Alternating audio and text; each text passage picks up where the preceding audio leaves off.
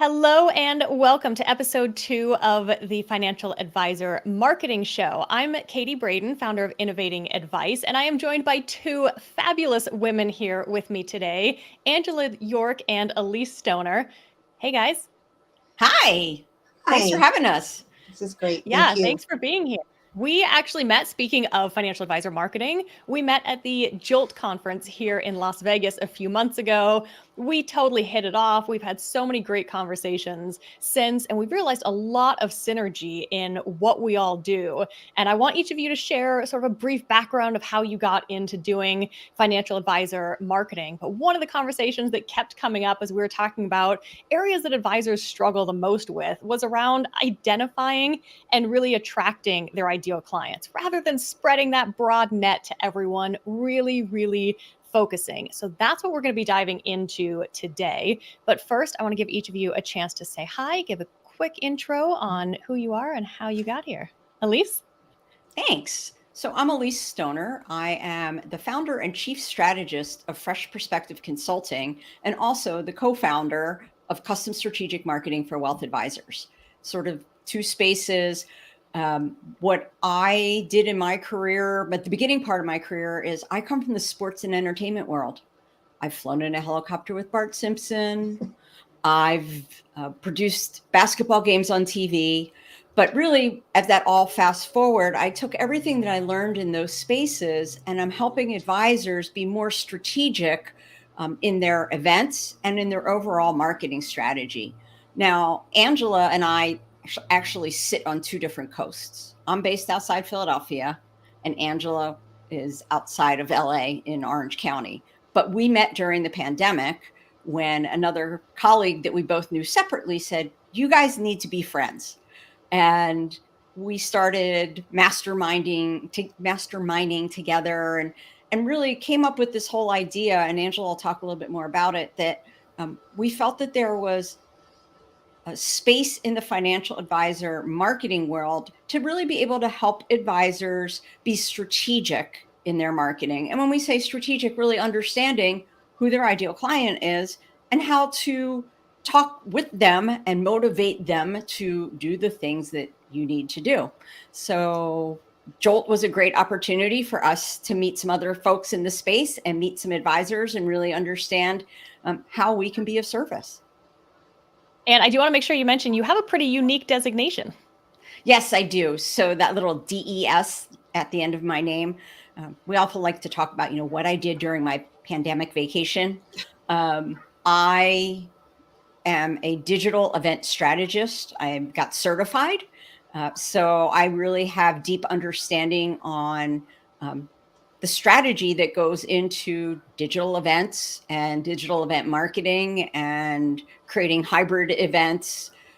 Not so much about the tables and chairs if we were in person, but really about the strategy that goes into an event and deciding what measurables we're going to use to determine if they're successful. Yeah, that's great. Angela? Thank you. It's great to be here.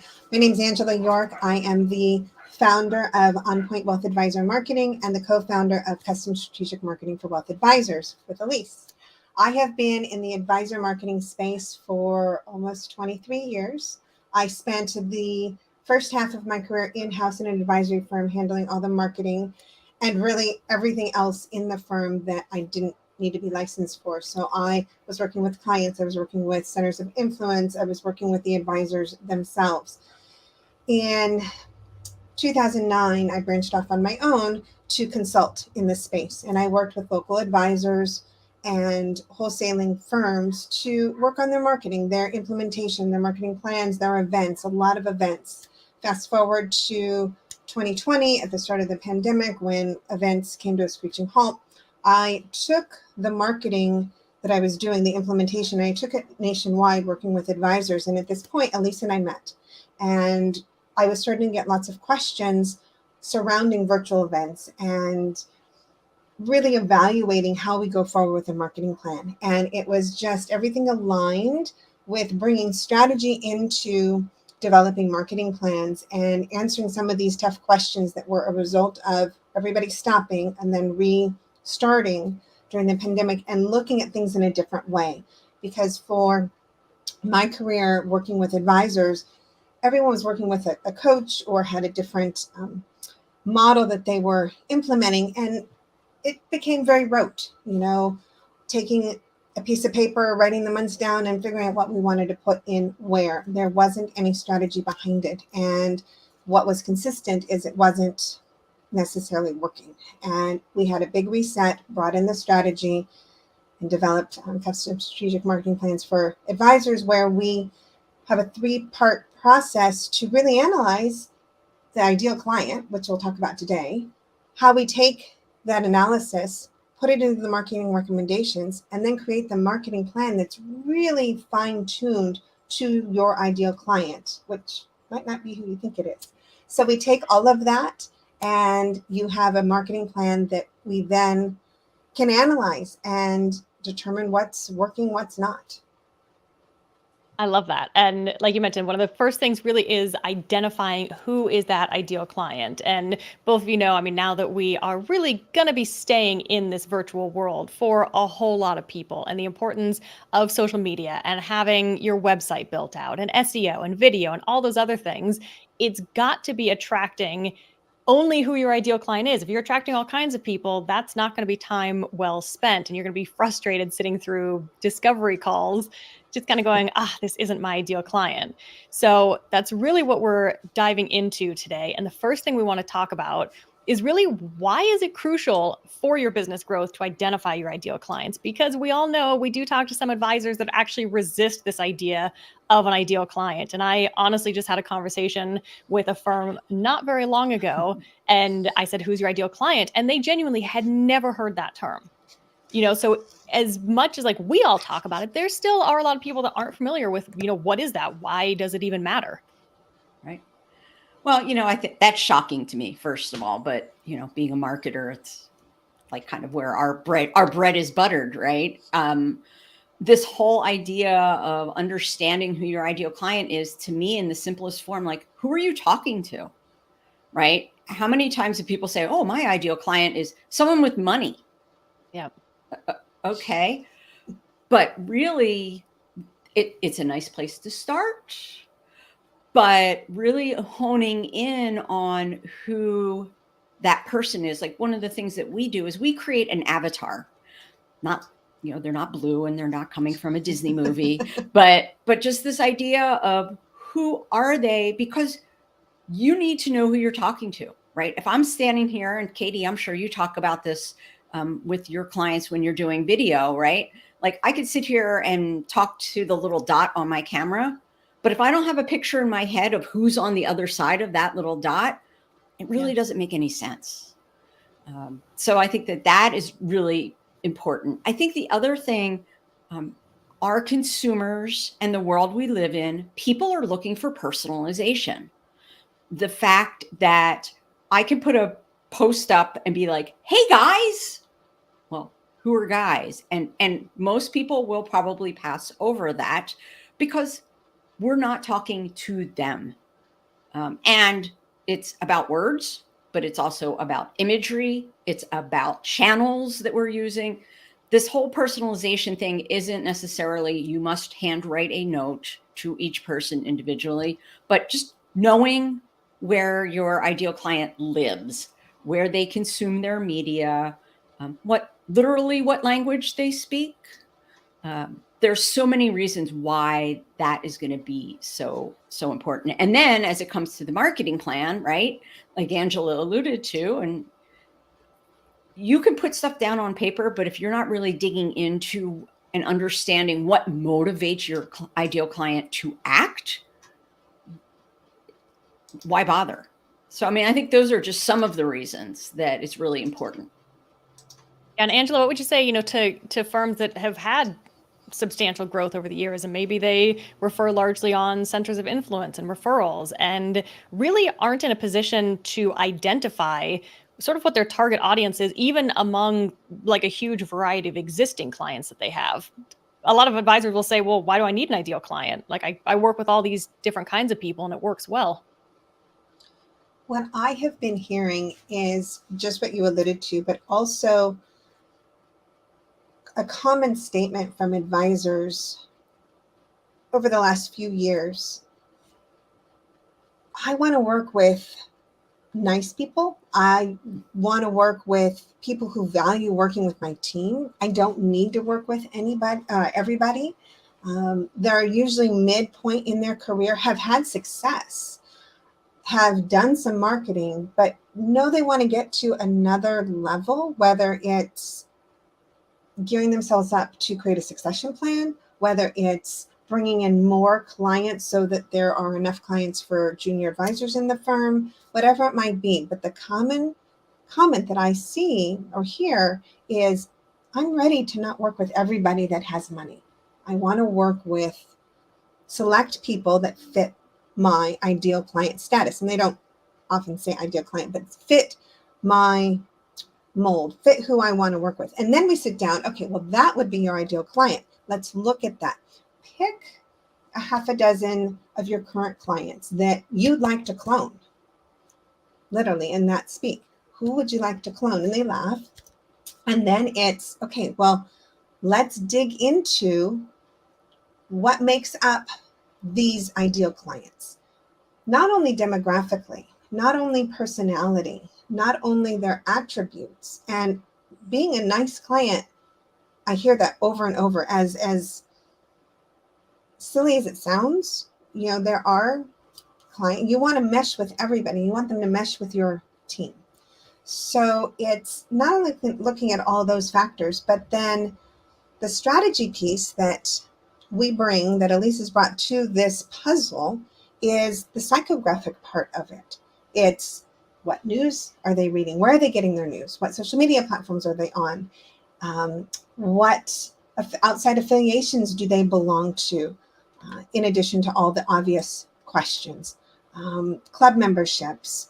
Who do they lean on for big decisions? And taking that data and information, however you gather it, and here's a takeaway. You put it in an Excel spreadsheet, and you just kind of put all the different answers together, and you look for the common denominators, or put it in a Google form. Have something that spits out that data, and you can see the common denominators. And then you can determine, who is my ideal client? And I know we alluded to it in the promotion for today. It's not always who you think it's going to be. So what I mean by that is, you may say, my ideal clients, the ones that I love working with today, they are, just by example, they are 60 years old, they live in X community, they belong to X country clubs, they're about to retire. Okay, great. That's not your ideal client, though. And that's what our analysis gets to the root of. So when you're talking to your ideal client, they've been a client for 20 years. What was their situation 20 years ago? Were they going through divorce? Were they putting kids through college? Were they wanting to put kids through college? Did they inherit money? What was their reason to come to you and stay for 20 years? That's your ideal client. So looking at our 60-year-old ideal client who is about to retire and putting all the pieces together, who's been with you for 20 years, what were they doing when they were 40? We want that 40-year-old. That's the ideal client. And taking a step back and putting the whole picture together, the data, the age, the demographics, and the psychographics. That's how you find your ideal client. Yeah, I like that, because it's always challenging, right? We have a lot of conversations about this in the profession, and some people are like, okay, do you want to work with, I'm a private pilot and we used to own an airplane. So let's say I was going to work with private pilots own airplanes, right? But that can still run the gamut of so many different kinds of people and different situations. And when I first started my financial planning firm in 2013, I was one of the very first people doing monthly retainer. And so I felt like I had to take on every client. And I really learned firsthand the value of having an ideal client, because the challenge was I was dealing with people with, all kinds of different situations. And it was like this huge pressure on me where I then had to be an expert in every possible area of everything across the financial planning spectrum. And I was like, and that was just way too stressful for me. There wasn't a consistent theme in who I was working with, how I could work with them. So, at kind of a high level, if we start there, what would you say in terms of should people focus more on, the hobbies, the life stage, the career people have? Where's that starting point? And let's say it's somebody starting with a fresh firm, right? Somebody just kind of did a breakaway and maybe hasn't had clients for the last 20 years.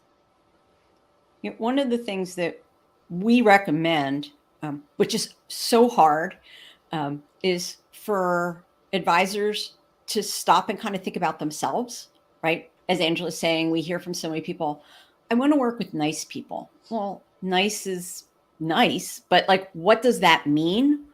And what we have found is we've actually been able to help some of our advisors learn things about themselves by doing the ideal client analyses, because we find out from their clients what they like about their advisor.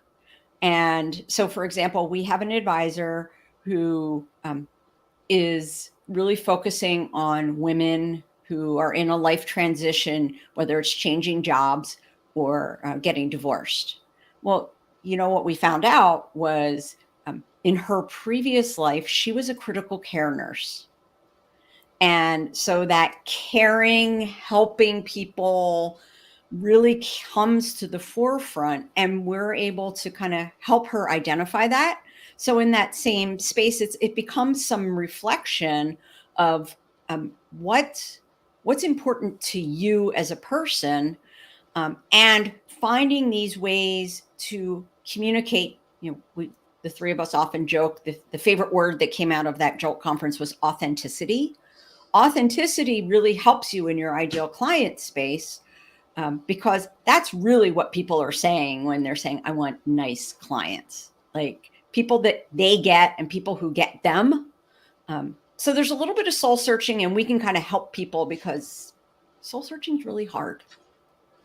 It is hard. And I would say even somebody that you might think is nice, Elyse, I might think isn't nice, right? So even if we think about doubt that.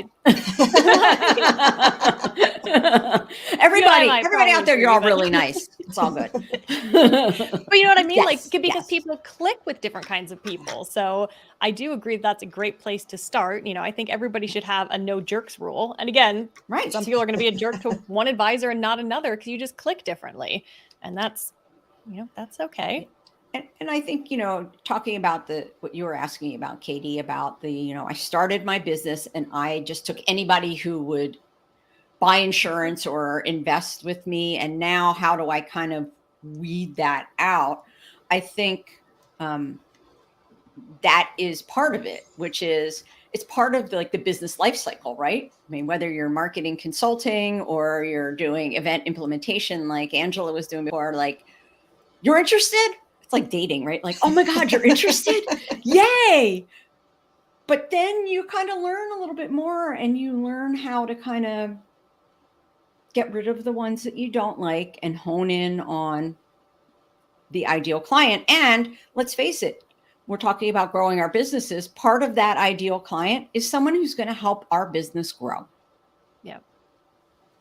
Yeah. And that's another big point is, especially let's say take the firm that's had clients for 20 years and, have got a big variety of clients, but then they're thinking, okay, who do I want to market to going forward? There's understandably a lot of trepidation for people to say, okay, but if I'm only marketing to this ideal client, am I not going to alienate all these other clients that I have had for a long time that don't fit that ideal client profile? You might, however, and again, nobody wants to go in going like, yeah, I'm not interested in you anymore. But I think when you do it strategically and people don't see themselves on the pictures in your website, or in the pictures on your LinkedIn, or in the audience, you're doing a lot of video perhaps, and your people are really into video, they kind of weed themselves out. And ideally, I think what's going to happen is you're growing this way, but you're not firing people, but they're just, it's the circle of life. You might have to fire. It's okay to fire a couple clients along the way as you're growing your business, but we don't want to look at, that's not what this is is about. Right. But it's honing in. And Katie, there are a few things that you had asked earlier that I wanted to touch on. First is bringing it all to focus that you now, if you're midway through your career, you don't have to be everything to everybody like you were when you were starting out. And even if you're starting a new practice, maybe you're changing careers, you still don't have to be everything to everybody. And taking that ideal client, you asked where to start.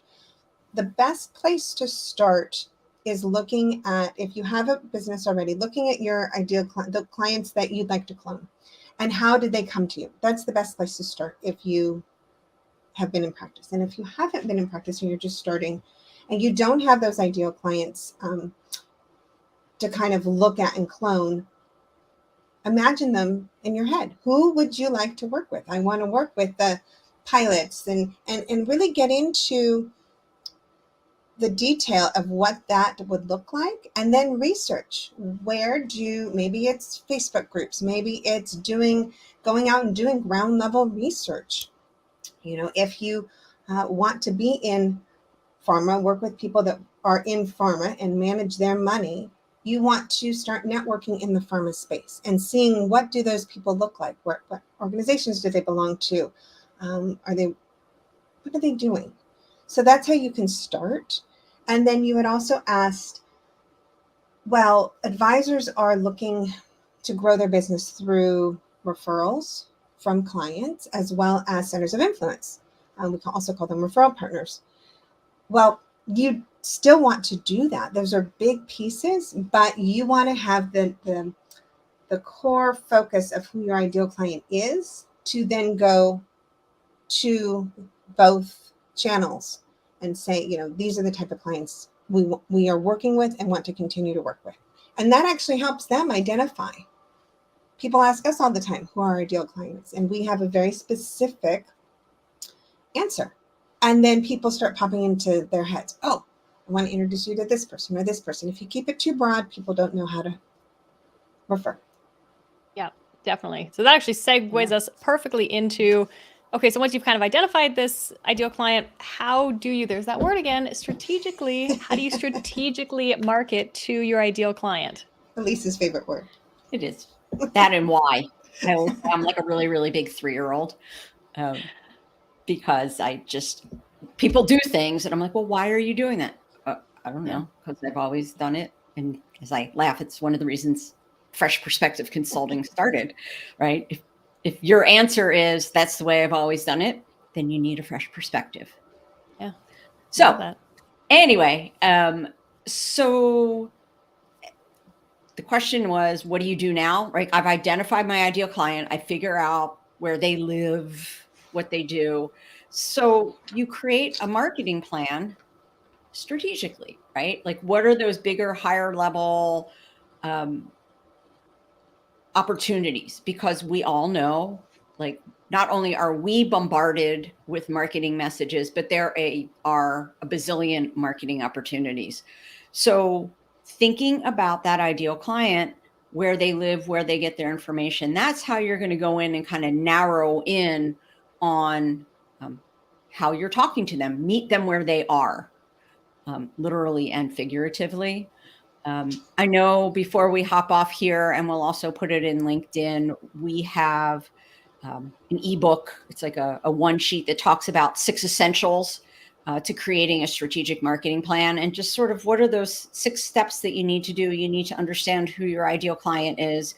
You need to be able to think about where they get their information, what language. Always, here's another tip: any sort of marketing that you're doing, please make sure that there is a call to action.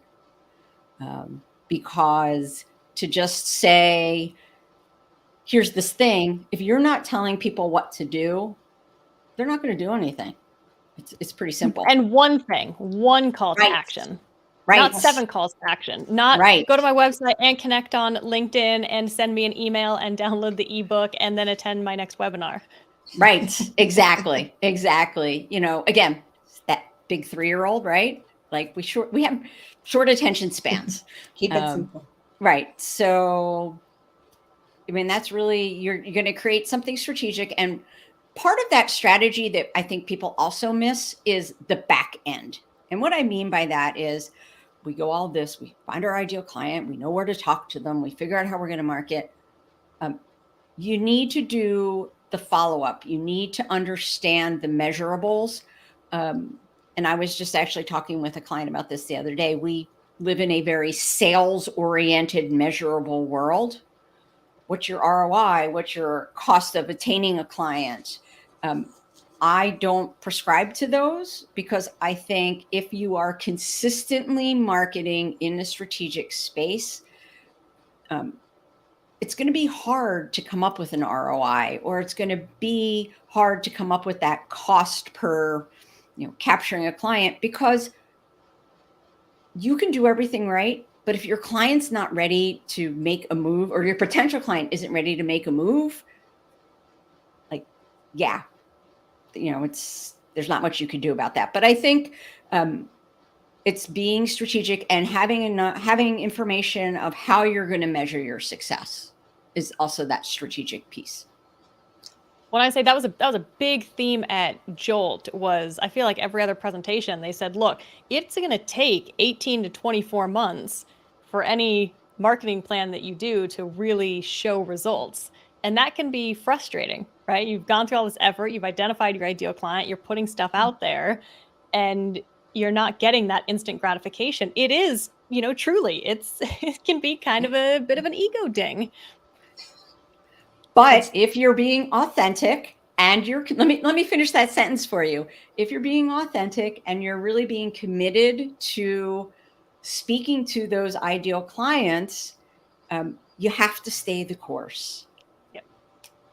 It is the number one area for ever, I think, at least in my experience, that advisors fall short, or firms in the financial services space, when they're doing all this marketing. I always ask, well, what's your follow-up? Are somebody going to call the clients that brought people, the new prospects that showed up? It always ends when the lights go off at the event or the camera goes off.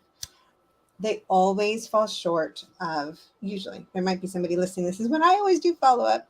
You're an exception. And that's where we're trying to get the conversation to go now. I think I just replied in a post from yesterday or this morning that besides identifying the ideal clients, follow-ups, and this can be a whole conversation, whole other interview, to do the follow-up. Because why spend the money for the great cocktail party or the educational event and the speaker if you can't follow up to engage in that conversation, to answer more questions, to build the trust from the prospects and or your current clients, because then the trust leads to more assets under management, new assets under management, and it's a whole circle if it falls short. And the reason it falls short most often that I hear is you don't have enough staff, you don't have enough bandwidth. It's okay, you can outsource it, but you need to do that follow-up. And it could be it could be a digital follow-up, followed by an email, we always recommend calls, but we can't use the fact that you don't have enough bandwidth or you don't have enough staff to do it. Because if you can't do the follow-up, don't do the event. Yeah, you should almost start with the end in mind, right? Start with the end, make sure you've got that covered, and then kind of come forward from there, because you're absolutely right. And could I guess that you guys help with some of that? Absolutely. One of the things that I talk about, I mentioned ROI. And what I realized is, especially as we're talking about events, but just in general with these opportunities, I have this philosophy of ROM, which is the return on your moment. You are creating a moment of connection between you and that ideal client, between you and that referral partner. You need to do all the things to be able to measure the value of that ROM. And whether that is following up on the survey, or, you meet somebody at a networking event and you're like, oh my God, they were really cool, but you don't connect with them on LinkedIn, or you don't schedule a call. your ROM is going to be low, and you're pretty much losing that value of that moment because you're not doing the work to keep it up. Yep. I like that. 100%. Return on the moment. That's wonderful. Yep. So we are at time, but I want to make sure that we have a chance for you two to share anything else. I'll put your website up here. I also put it in the comments so people can easily just click through. You mentioned you've got a little download there. Anything else you two would like to share? You can find us on LinkedIn. We're both there individually, and we also have custom strategic marketing for wealth advisors. So connect with us there. And we would love to hear about your ideal clients, and can also help you if you're kind of shy and don't want to ask people to tell you how wonderful you are. Yeah, and I think we're all kind of working on our own strategic marketing. So I'll just say for people watching, the three of us have been talking about, maybe doing a workshop. To Elise's point, maybe sometimes people are nervous about, asking their clients or starting a new firm. And so what does it look like to do that? And then, of course, my part would be, okay, now how do you create videos and that content that is instantly grabbing that ideal client from the get-go? So if that's something that sounds interesting to people, let us know. We're in talks about kind of maybe rolling something out like that in the fall or later this year, because there's clearly a lot of conversations still to go here. So I'd also love to have both of you back on. Thank you so much for being with us today. Thank you so much. It was so fun.